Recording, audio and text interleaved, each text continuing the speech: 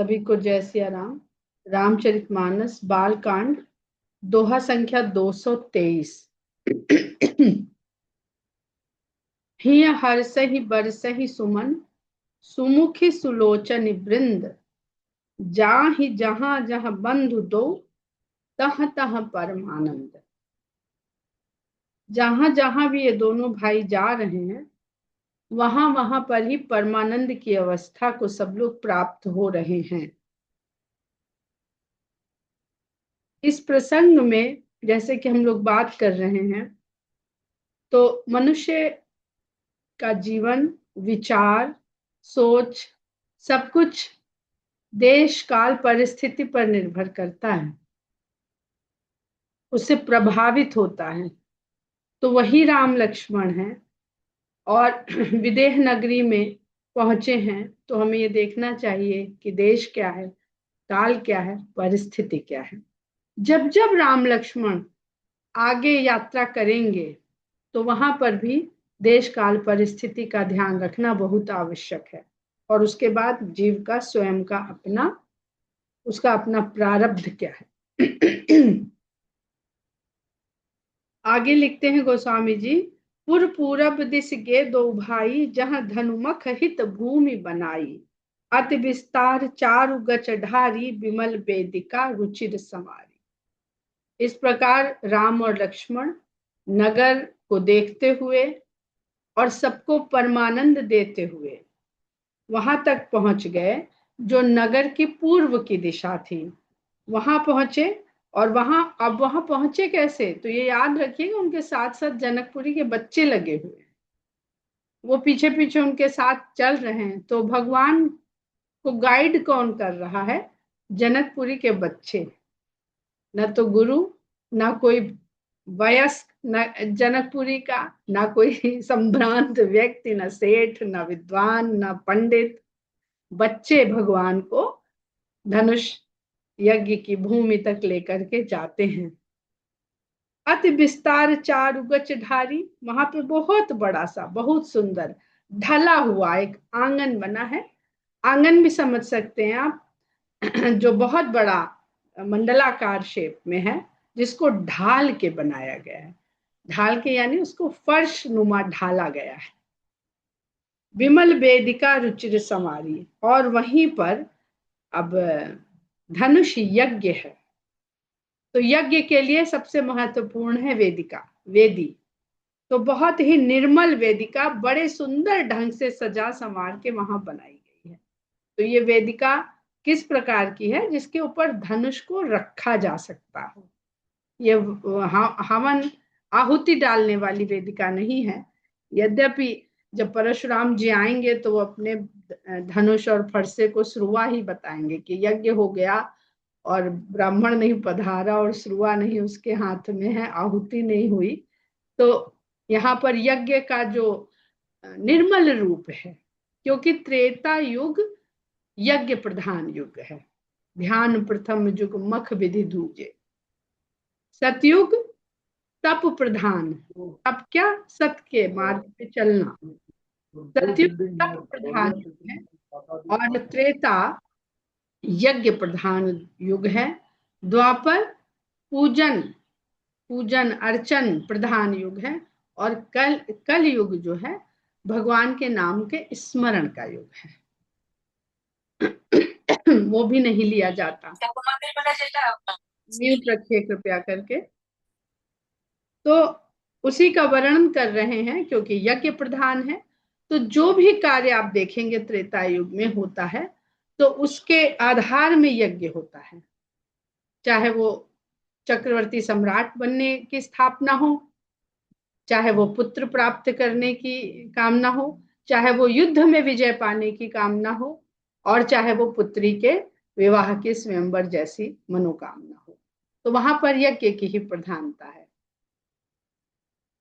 और यज्ञ हमेशा ये मत समझिए कि जो जो यज्ञ का रूप हम लोग समझते हैं वही यज्ञ का रूप नहीं है।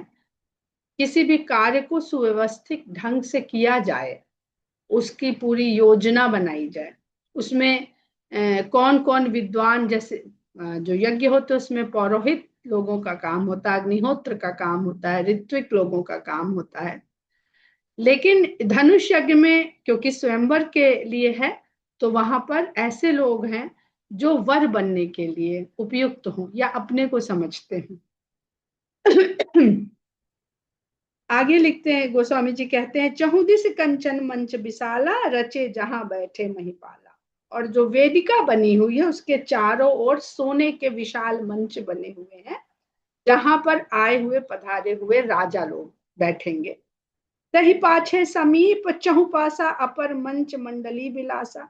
उसके पीछे लेकिन पास ही जो सोने के मंच बने हैं, उनके पीछे पीछे लेकिन उनके निकट ही मंडलाकार में, यानी पूरे गोलाई से ऊंचाई ऊंचे मंच बने हुए हैं। तही पाछे समीप चहुपासा, चारों ओर अपर मंच, एक और मंच बना है, मंडली विलासा, जो मंडलाकार आकृति में बना हुआ है और बड़ा ही देखने में विलासपूर्ण यानी वैभव से युक्त है, जिसको देख के लगता है कि यहाँ जो कोई भी बैठेगा वो किस अवस्था में बैठेगा, कैसा दिखेगा वो बैठा हुआ वहां पर। कछुक ऊंच सब भांति सुहाई, बैठ ही नगर लोग जहां जाई। उसके बाद कुछ और ऊंचे ऊंचा एक स्थान बना है जो उससे भी ऊंचा है, जहां पर नगर के लोग बैठेंगे। तिनके निकट विशाल सुहाए, धवल धाम बहुबरन बनाए। और उनके भी पीछे कुछ भवन बनाए गए हैं जो धवल धाम है। धवल का मतलब सदा श्वेत नहीं होता है, धवल का मतलब प्रकाशमय। जैसे हम लोग उज्जवल को श्वेत लेते हैं ना, उज्जवल बड़ा उज्जर है, लेकिन उज्जवल का अर्थ है जो प्रकाशमय हो, प्रकाशमान हो, प्रदीप्त हो, इसीलिए उजाला शब्द बना है। उज्जवल से उजाला शब्द बना है, जिसका सीधा सीधा अर्थ हम लोग प्रकाश जानते हैं। तो वो धवल धाम है और बहुत रंग बिरंगे हैं उन्हीं के निकट चारों ओर। तो अब आप कल्पना कर सकते हैं कि किस प्रकार एक सुंदर स्टेडियम का ये पूरा आर्किटेक्चर गोस्वामी जी लिख रहे हैं, जो उस काल में, जबकि हम लोग पश्चिम देशों से लगता है कि सीखे हैं कि किस प्रकार स्टेडियम की रचना होती है, और आज भी लोग रोम में वो कोलोसियम देखने जाते हैं कि वो प्राचीनतम स्टेडियम के रूप में आज भी उसके अवशेष खंडहर पाए जाते हैं। लेकिन अब उससे भी कितना पहले, और गोस्वामी जी तो कभी रोम गए भी नहीं होंगे, तो उन्होंने जो कुछ भी लिखा है वैसी रचनाएं यहाँ होती थी, इस कारण से उन्होंने इस प्रकार के रचना को लिखा। और जहां बैठे देखें सब नारी, जथा जोग निज कुल अनुहारी। वो भवन किसके लिए बनाए गए हैं? जहां पे स्त्रियां बैठ करके देखेंगी अपने अपने कुल के अनुसार, वहां पर सब लोग विराजमान होंगे, यथा योग्य अपने स्थान पर लोगों को बैठाया जाएगा। पूर्व बालक कही कही मृदु बचना, सादर प्रभु ही देखा वही रचना। अब जैसे जब कोई बहुत बड़ा ओलंपिक होता है किसी देश में, तो आप देखते होंगे कि वहां पर किस प्रकार ग्राउंड बनाए जाते हैं, दर्शक दीर्घा बनाई जाती है, आसपास होटल बनाए जाते हैं, और जिनके भवन होते हैं वो खाली कराए जाते हैं, या वहां पे ऐसी व्यवस्था सरकार करती है कि दूसरे देशों से आने वाले दर्शकों को वहां ठहरने की व्यवस्था मिल सके। हर व्यक्ति तो होटल में नहीं खर्चा उठा सकता या वहन कर सकता, या सरकार की तरफ से वो व्यवस्था करी गई है तो किसी को ठहरने में कमी ना पड़ जाए, तो वो भवनों में भी और स्त्रियां भी देख सके, तो आसपास चारों ओर भवन बनाए गए जो धवल धाम है, रंग बिरंगे हैं, जहां से नारियां बैठ करके इस सुंदर ये धनुष यज्ञ का दर्शन कर सकेंगी। तो ये पूर्व बालक, नगर के बालक जो है, ये बड़े मधुर मधुर वचन में, कोमल वचनों में ये सब राम को बता रहे हैं। सादर प्रभु ही देखा वही रचना, और बड़े आदर के साथ ये जो पूरी रचना करी गई है ये भगवान को दिखाते हैं। सब शिशु अहिमिस प्रेम बस परसि मनोहर गान। अब कल्पना करिए कितना बड़ा ये प्रांगण होगा जिसका वर्णन गोस्वामी जी कर रहे हैं, और देखने वाले राम और लक्ष्मण दो जने, उनके पीछे पीछे बच्चे बहुत सारे। अब वो एहिमिस यानी इस प्रकार प्रेम के वशीभूत होकर के बच्चे इधर दिखा रहे हैं, अच्छा आप इधर देखिए, कभी उनका हाथ पकड़ के खींच के ले जाते, कभी उनका अंगरखा पकड़ के खींच के ले जाते, कभी अंगवस्त्र, कभी कंधा, जिसकी जैसी हाइट है उस तरह से वो बच्चा राम को अपनी ओर, जरा ये देखिए कितना सुंदर बना है। तो सब शिशु एहिमी से प्रेम बस परस मनोहर गात, और इस बहाने से भगवान के मनोहर शरीर को छूते हैं, शरीर के अंगों को छूते, गात शरीर, तन पुल कहीं अति हरस हुई। और जब वो भगवान को इस बहाने से छूते हैं तो उनके तन पुलकित हो जाते हैं, हृदय में हर्ष उत्पन्न हो जाता है उन दोनों भाइयों को देख देख कर। तो देख भी रहे हैं, छू भी रहे हैं, अपनी अपनी तरफ खींच भी रहे हैं। इधर आइए, ये देखिए, शिशु सब राम प्रेम बस जाने, राम ने जाना कि ये बच्चे तो बड़े प्रेम के वश में हो गए। तो प्रेम के लिए किसी तरह के, देखिए ना तो ज्ञान है मध्य में, न गुरु है, गुरु की बड़ी महत्ता बताई गई है, लेकिन यहाँ पर यह सिद्ध होता है कि प्रेम कोई करता है तो कोई गुरु आचार्य नहीं करता ना, वो तो कहते हैं लव एट फर्स्ट साइट, पहली नजर का प्यार। तो ये बच्चों को राम को देखते ही ऐसा प्रेम उत्पन्न हो गया कि वो राम लक्ष्मण के प्रेम के वशीभूत हो गए। शिशु सब राम प्रेम बस जाने, प्रीति समेत निकेति बखाने। और वो बच्चे प्रेम के साथ, प्रीति के साथ, हमने पहले कहा कि ये जो जनकपुरी का या मिथिला का जो प्रसंग है, ये पूरी तरह से प्रीति रूपी शक्ति का यहाँ पर बखान होगा। तो प्रीति तो सब जगह होगी ना, खाली सीता के हृदय में नहीं, सब उस प्रीति, जहाँ प्रीति रूपी शक्ति जहाँ पे स्वयं विराजमान है, वहां चारों ओर प्रीति ही प्रीति का साम्राज्य है। निकेत बखाने, अब नीचे तो लिखे हैं, लिखते हैं कि यज्ञ भूमि स्थानों की प्रेम पूर्वक प्रशंसा की, लेकिन यहाँ ध्यान दीजिए तो वो ये भूमि है, वहां पे लिखते हैं गोस्वामी जी कि मंच है, भूमि है, प्रांगण है, वेदिका है, और यहाँ निकेत लिख रहे हैं। और ऊपर लिख दिया उन्होंने कि धवल धाम बहुबरन बनाए, यानी जो भवन है वहां पर चारों, अब वो भवन तो किसी के तो होंगे, तो वो बच्चे उन भवनों के बारे में बता रहे हैं। क्या बताते हैं कि वो वाला जो भवन देखना, उसको देखिए तो चल के, वो बड़ा सुंदर है, वो मेरा भवन है, जो सीता स्वयंवर के या धनुष यज्ञ के लिए यहाँ पर सबको बैठाने की व्यवस्था हम लोगों की ओर से की गई है। तो भगवान वो एक एक भवन में, चलिए आप हमारा भवन भी तो देख लीजिए। तो राम लक्ष्मण उस भवन के भीतर चले जाते हैं, प्रीति समेत निकेत बखाने। और जब जाते हैं तो अपने भवन का बखान वो बच्चे बहुत प्रेम पूर्वक भगवान से करते हैं।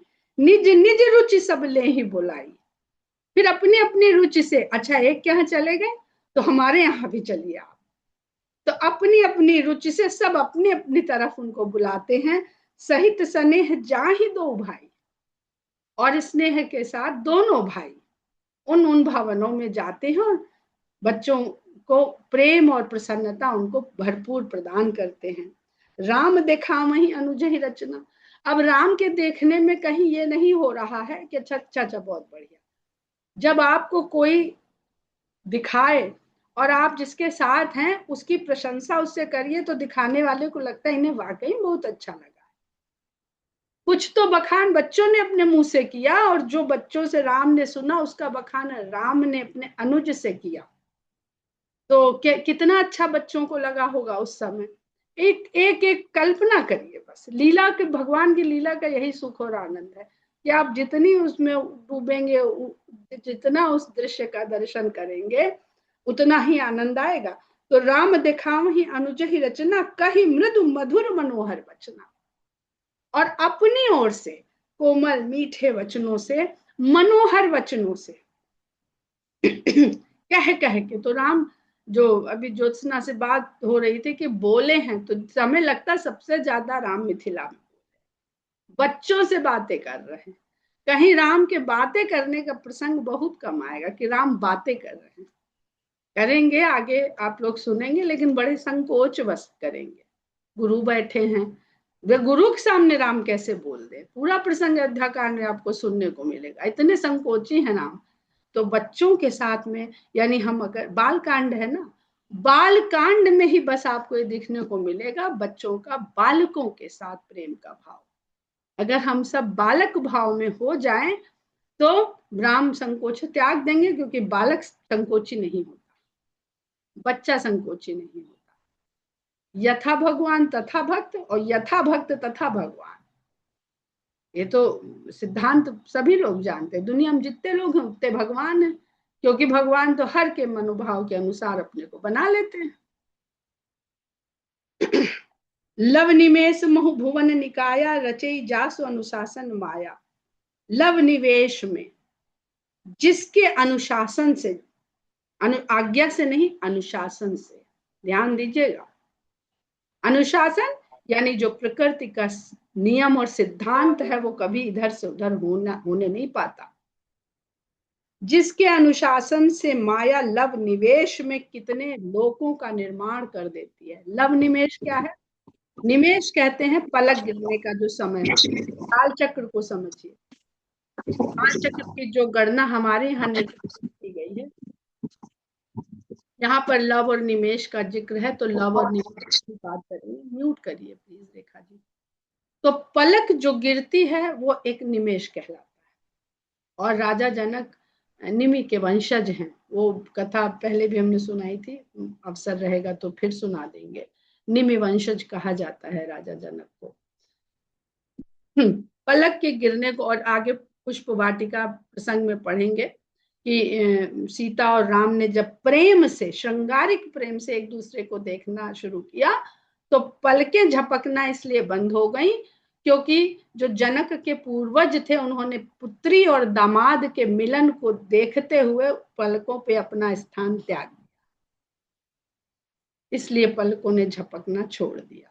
वो निमि का वास है, इसलिए पलकें गिरती रहती। बहुत सुंदर प्रसंग है और बहुत बहुत गहरा विज्ञान है उसमें, उतना तो शायद अभी मेरी भी नहीं समझ में आया है। तो वो जो समय है निमेश, निमिष जिसको हम लोग निमिष मात्र कह देते हैं, 3 लव, यानी उस पलक झपकने के समय को 3 भागों में बांट दिया जाए तो 1 लव बनता है, और 3 निमेश का 1 क्षण बनता है। ये सेकंड, मिनट और घंटा से पहले की काल गणना की पद्धति है। आप लोग चाहेंगे तो सब आप लोगों को देखने को गूगल पे जिज्ञासा होगी तो सब मिल जाएगा। तो लव निमेश में, यानी निमेश के लव भाग में, पलक झपकने के 1/3 भाग में पूरे लोकों की रचना हो जाती है। अब जो काल की बात कर रहे थे, वो कैसे काल समझ पाएंगे? ये तो काल आरंभ हुआ हुआ नहीं, कितना कुछ बन गया, तो उसके पहले हम लोग समझ ही नहीं सकते। रचई जासु अनुशासन माया, भगत हेतु सोई दीन दयाला, चितवत चकित धनुष मख सारा।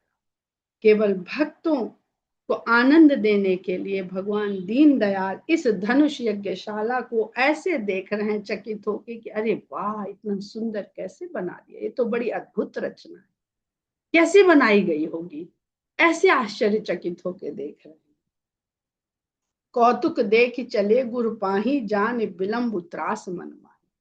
अब देखते देखते तो देर होने लगी, और ये कौतुक क्यों, इतना आश्चर्य से देख रहे हैं भगवान कि उनको लग रहा है कि जैसे उन्होंने कभी ये देखा ही नहीं। कभी आप लोगों ने केबीसी में अमिताभ बच्चन को सुना, तो जब वो किसी साधारण व्यक्ति की कोई बात सुनते हैं वो तो एक्टिंग करते हैं, वो भी एक्टिंग कर रहे हैं, भगवान भी लीला कर रहे हैं, यहाँ पर उनसे तुलना नहीं हम कर रहे हैं, बस आपको समझाने की। अमिताभ बच्चन ने संसार में क्या कुछ नहीं देखा होगा, किस किस से नहीं मिले होंगे, लेकिन किसी की बात को सुन के वो कैसा आश्चर्यचकित होते हैं कि इससे पहले तो उन्हें इसके बारे में कुछ पता ही नहीं। तो क्या होता है, जो सामने वाला होता है वो सामान्य हो जाता है, कंफर्टेबल हो जाता है, और उनसे बातचीत करने में बिल्कुल सहज हो जाता है।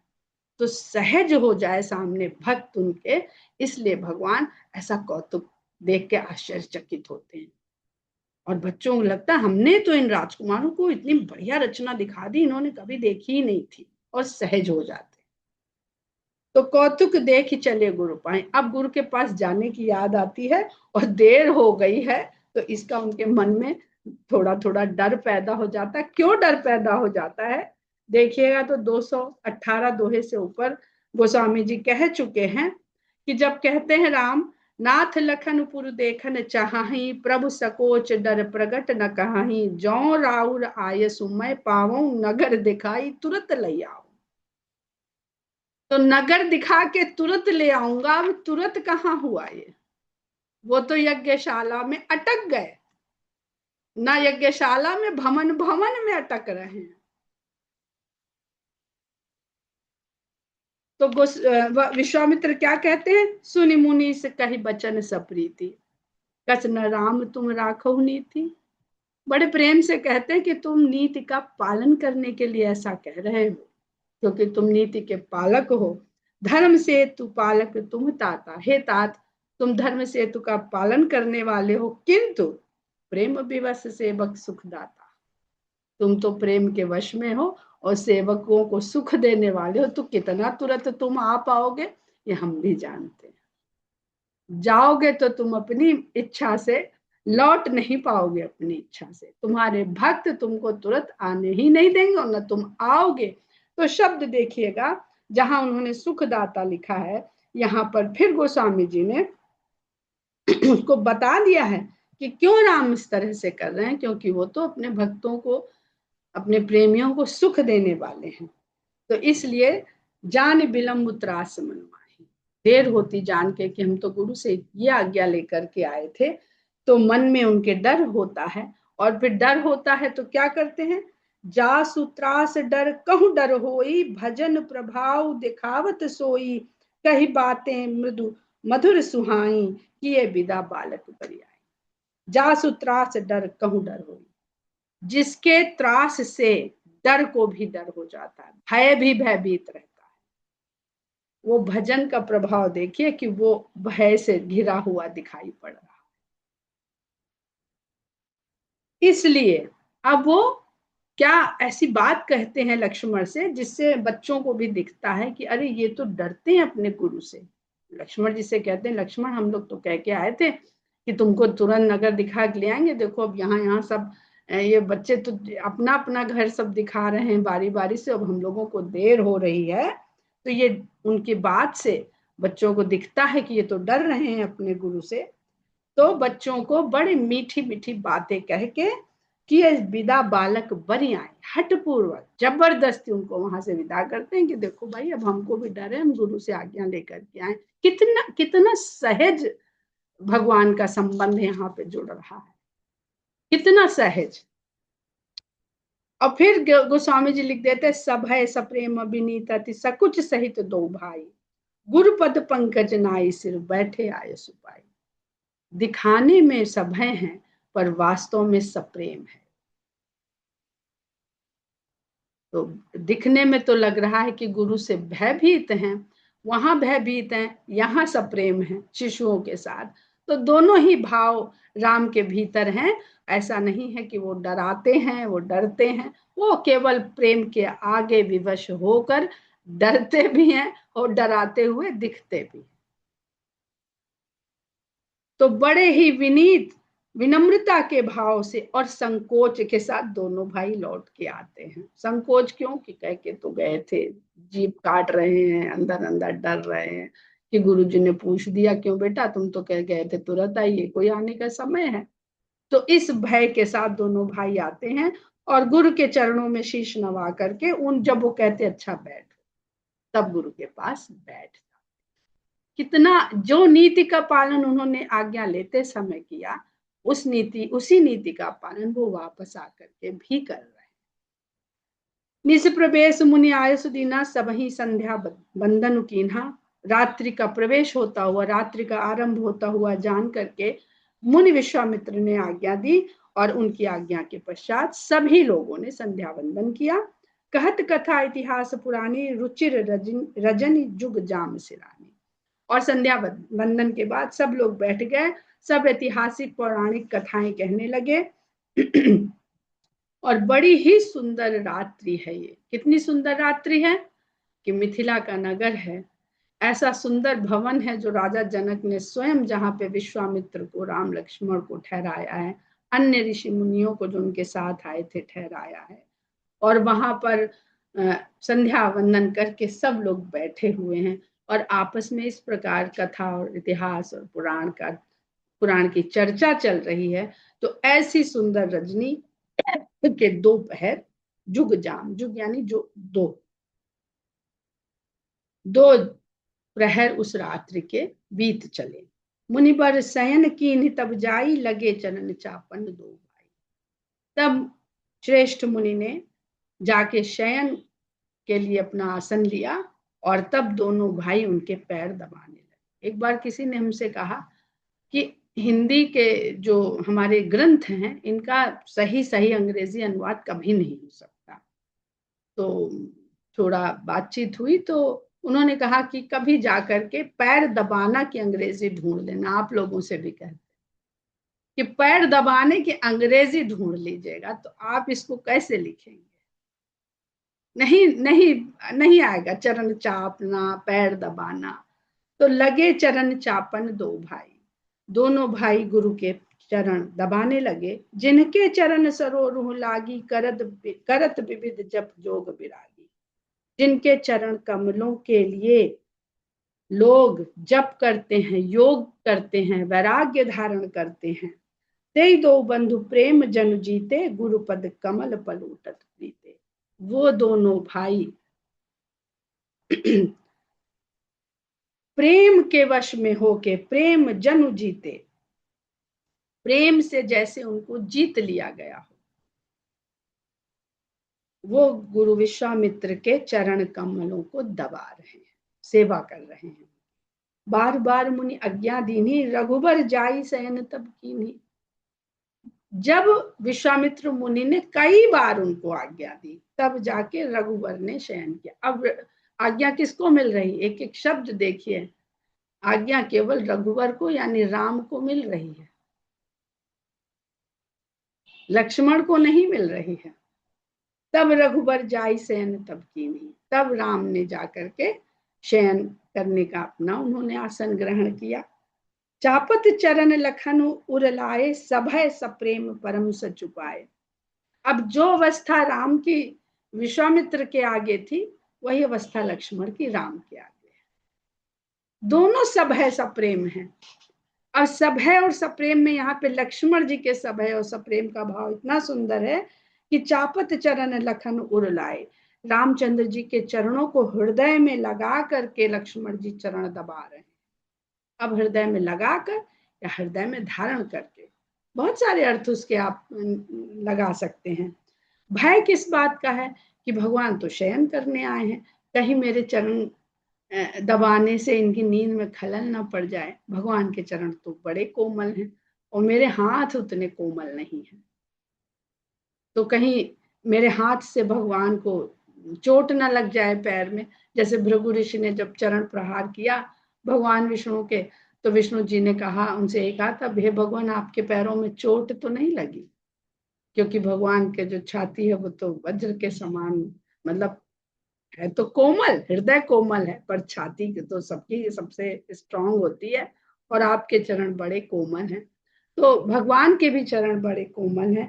परम सच उत्पाद, परम सत्य को पाते हैं लक्ष्मण जी। परम सत्य, बहुत सुंदर, इसका आप लोग चिंतन करिए। भय और प्रेम इन दोनों का इतना सुंदर है यहाँ पर तालमेल जो है। पुनि पुनि प्रभु कहू कह सो बहु ताता। अब रामचंद्र जी लक्ष्मण जी से बार बार कह रहे हैं, तात तुम भी जाके सो जाओ, पौड़े धरि उर पद जल जाता। तो लक्ष्मण जी उनके चरण कमलों को हृदय में धर करके लेट जाते। पौड़े, शयन नहीं करते। आप पूरी रामायण में ढूंढिएगा कि लक्ष्मण जी ने कभी शयन किया है? पा जाएंगे तो हमें भी बताइएगा।